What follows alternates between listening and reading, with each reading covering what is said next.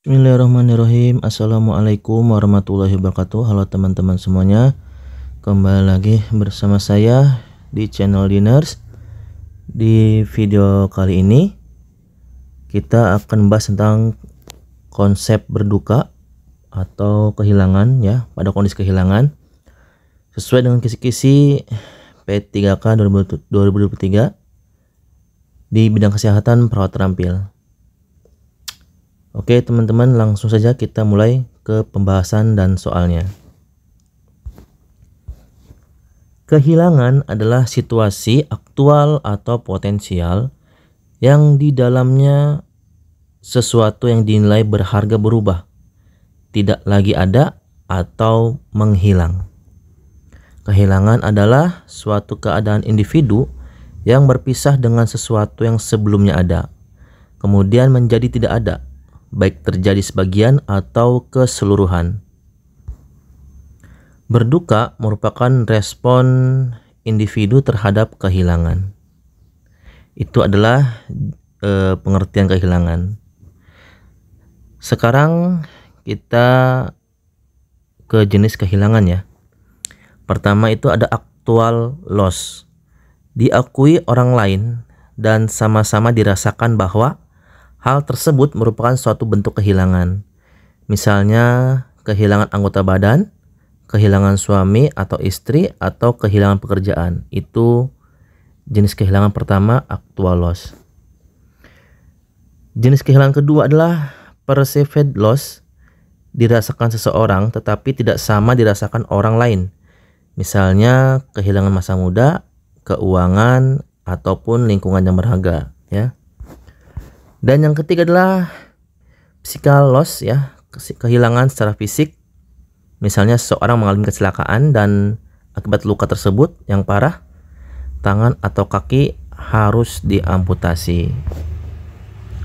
Keempat ada psychological loss, kehilangan secara psikologis. Misalnya orang yang cacat akibat kecelakaan membuatnya merasa tidak percaya diri, gambaran dirinya terganggu, menarik diri dari sosial, dan harga diri rendah. Dan kelima adalah anticipatory loss, kehilangan yang bisa dicegah. Misalnya orang yang menderita penyakit terminal yang rutin menjalani pengobatan.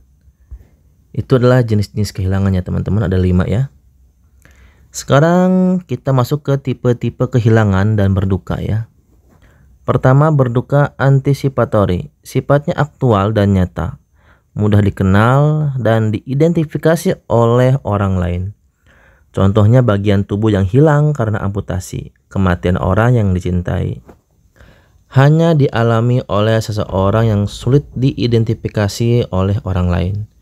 Contohnya seseorang yang berhenti bekerja atau di PHK, menyebabkan perasaan kemandirian dan kebebasannya menjadi menurun. Ya, itu untuk tipe kehilangan kedua ya, berduka disfungsional. Kalau berduka antisipatori contohnya bagian tubuh ya yang hilang karena amputasi. Kalau yang kedua berduka disfungsional, contohnya di PHK ataupun menyebabkan perasaan kemandirian kebebasannya menjadi menurun. Ada faktor-faktor yang mempengaruhinya. Pertama, tahap tumbuh kembang. Kalau untuk anak belum bisa mengerti dan merasakan.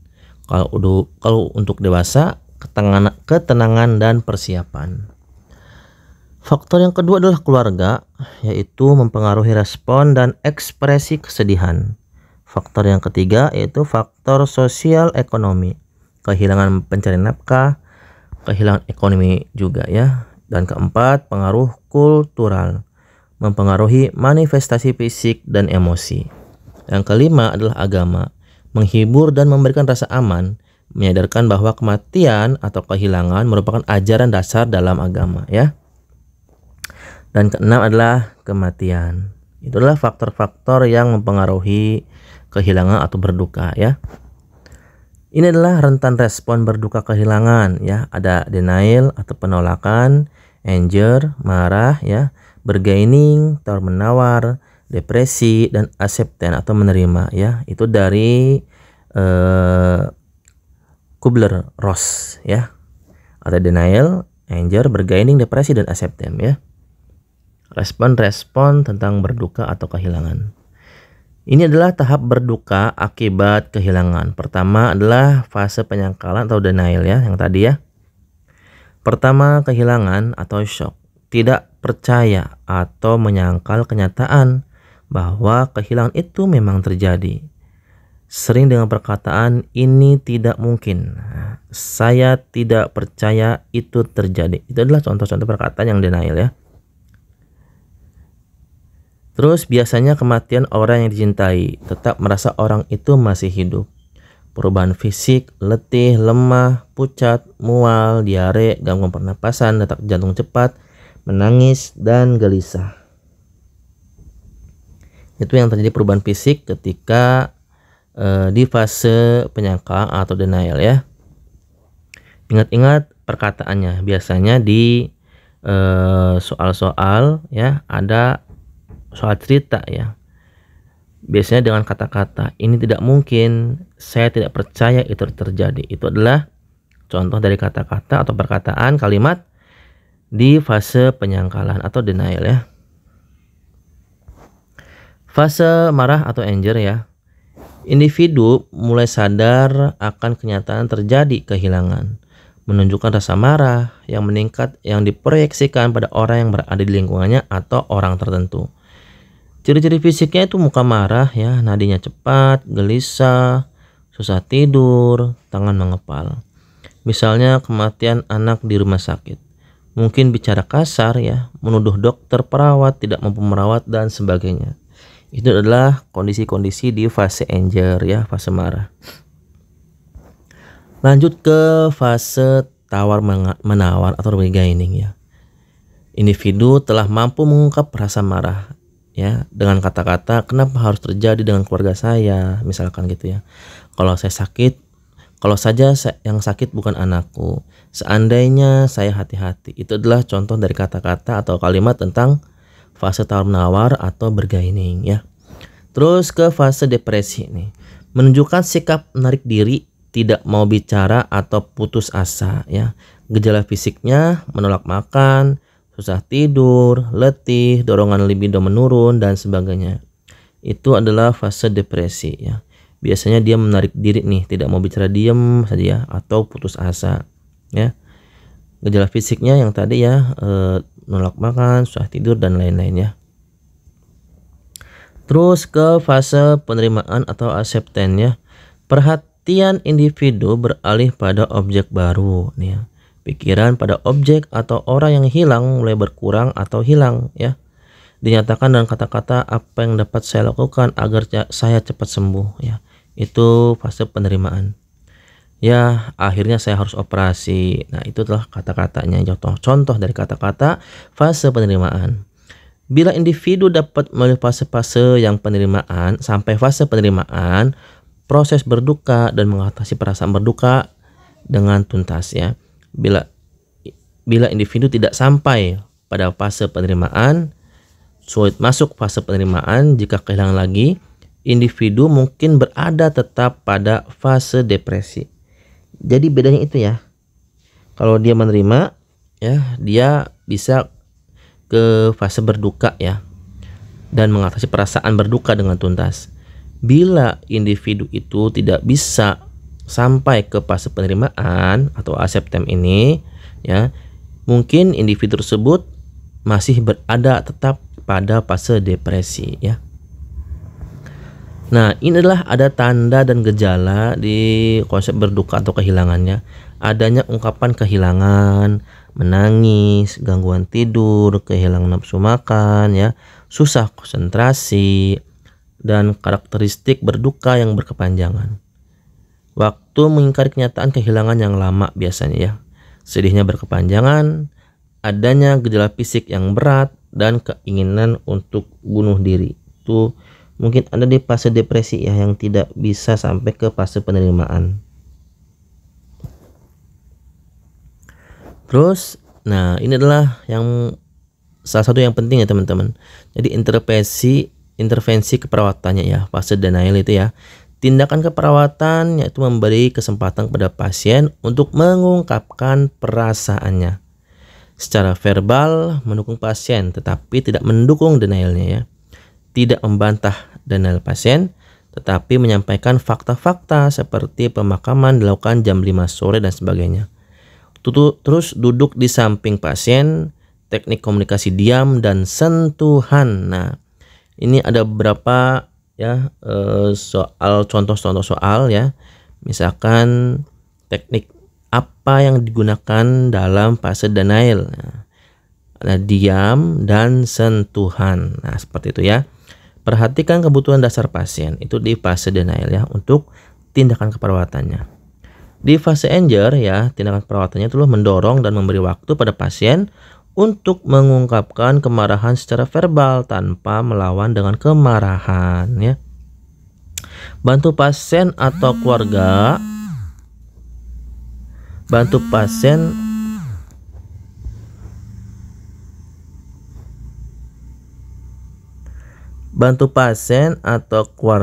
untuk mengerti bahwa marah adalah suatu respon yang normal untuk merasakan kehilangan dan ketidakberdayaan. Fasilitasi ungkapan kemarahan pasien dan keluarga. Hindari menarik diri dan dendam karena pasien atau keluarga bukan sedang marah pada perawat ya. Tangani kebutuhannya pada segala reaksi kemarahan gitu ya. Itu di fase anger. Di fase bergaining ya, tindakan keperawatannya membantu pasien mengidentifikasi rasa bersalah dan perasaan takutnya ya. Dengan mendengarkan dengan penuh perhatian, ajak pasien bicara untuk mengurangi rasa bersalah dan ketakutan yang tidak rasional dan berikan dukungan spiritual. Terus di fase depresi, tindakan keperawatannya itu mengidentifikasi tingkat depresi dan membantu mengurangi rasa bersalah. Memberikan kesempatan pasien untuk mengekspresikan kesedihannya. Memberi dukungan nonverbal dengan cara duduk di samping pasien dan memegang tangan pasien. Hargai perasaan pasien. Bersama pasien membahas pikiran negatif yang sering muncul. Dan latih mengidentifikasi hal positif yang masih dimiliki ya. Itu tindakan perawatan di fase depresi. Nah, ini di fase penerimaan ya atau acceptance, tindakan keperawatannya yaitu membantu pasien mengidentifikasi rencana kegiatan yang akan dilakukan. Bantu keluarga dan pasien untuk bisa mengerti penyebab kematian. Jika keluarga mengikuti proses penguburan, maka dapat dilakukan ziarah atau menerima kematian atau melihat foto-foto proses pemakaman. Dan terakhir mengurus surat-surat yang diperlukan seperti pensiun, menutup rekening bank dan sebagainya ya. Itu adalah intervensi keperawatan di proses berduka atau konsep kehilangan ya, teman-teman. Oke, langsung kita ke latihan soalnya. Nah, di sini ada jenis kehilangan yang bisa dicegah adalah A. Actual loss, B. Perceived loss, C. Physical loss, D. Anticipatory loss, dan E. Psychological loss. Soalnya sudah kita bahas di awal-awal tadi ya. Dan jawaban yang paling tepat adalah D ya, anticipatory loss. Terus untuk soal berikutnya adalah fase pertama dari rasa kehilangan. Ini tiap tahun ini soal-soal ini pasti ada teman-teman. Apakah itu di CPNS, apakah itu di P3K, itu selalu ada yang seperti ini. Ada denial, anger, depresi, acceptance, dan bergaining ya. Fase pertama pasti teman-teman sudah tahu yaitu adalah denial ya atau A. Nah, tindakan keperawatan pada fase depresi diantaranya kecuali A. Mengidentifikasi tingkat depresi dan membantu mengurangi rasa bersalah. B. Memberikan kesempatan pasien untuk mengekspresikan kesedihannya. C. Hargai perasaan pasien. D. Latih mengidentifikasi hal positif yang masih dimiliki. Atau E. Bantu keluarga dan pasien untuk bisa mengerti penyebab kematian. Ini fase depresi ya. Tindakan perawatannya apa? Kecuali Yang ya, bantu keluarga dan pasien untuk bisa mengerti penyebab kematian. Oke teman-teman, cukup sekian dari saya. Semoga informasi ini dapat membantu teman-teman untuk belajar di ujian P3K perawat terampil ini. Semoga teman-teman lulus semua ya. Terima kasih. Jangan lupa klik like, share, comment, and subscribe di Nurse. Assalamualaikum warahmatullahi wabarakatuh.